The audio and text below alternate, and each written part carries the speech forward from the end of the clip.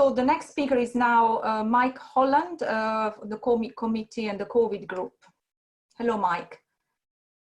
Hello, good afternoon, everybody. I will say that whilst I am on COMEAP and whilst we are discussing it, the issue of air pollution and COVID in a lot of depth, we are yet to reach any firm positions on it. So what I'm about to say is more of a personal view and doesn't necessarily reflect the views of everyone on either COMEAP or the subgroup on the COVID.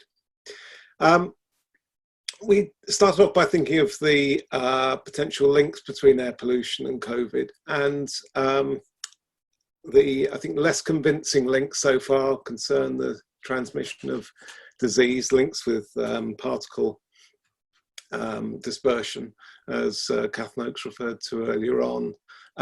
Also less convincing is air pollution giving a sort of predisposition of individuals to infection. I've not seen really anything on that so far.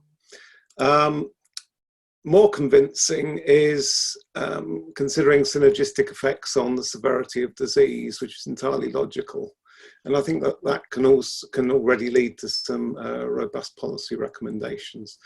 There I'm thinking of, for example, the effects of PM, NO2 and ozone on both long and short-term effects on respiratory and cardiovascular disease, carbon monoxide and effects on the oxygen carrying capacity of the blood and effects linked to allergens, volatile organics, etc. So we would expect there would be synergistic effects between the disease and those pollutants. We've also got differences, changes in pollution exposure through the effects of lockdown and also behavioural change linked to that. We're clearly spending a lot more time indoors. We're doing different things, including, I gather, a lot more cleaning. For outdoor air quality, we've seen the big change in NOx levels, not so much in PM levels. We've got a huge quantity of literature emerging, which under normal circumstances would be a very good thing. But unfortunately, most of what's coming out seems to be unreviewed pre-publication papers, and the quality of a lot of it is not the best. I think we have to start by considering the consistency of information on COVID itself between countries and even regions within the same countries. So you might expect we have good information on the total number of deaths from all causes in each country and good information on the number of positive tests for the disease. But we've got very inconsistent data on the numbers of COVID deaths and infections between countries, according to their testing regimes, according to how medics have classified the cause of death and so on. We've got conflicting findings in the literature. There's a lot of interest has been expressed in the paper by Wu et al., which finds a strong effect of PM 2.5, but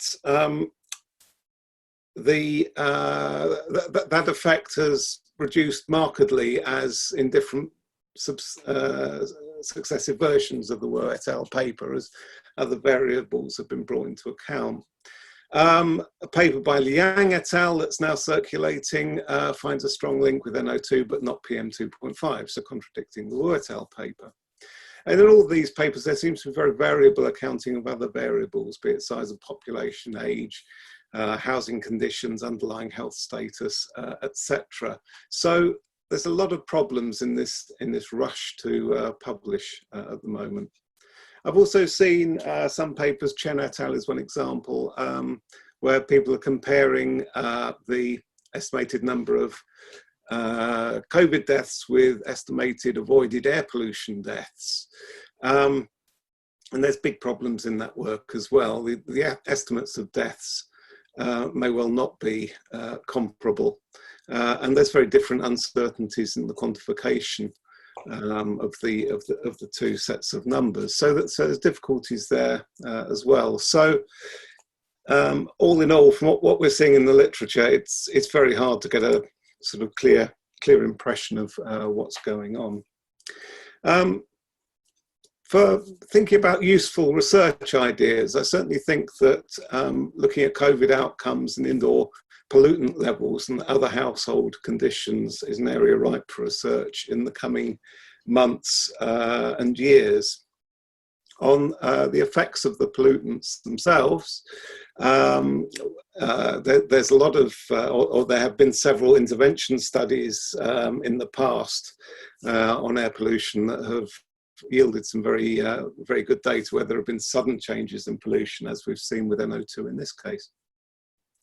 But many of the effects, typical effects that people... 1 minute, Mike, please. Yeah, that's fine.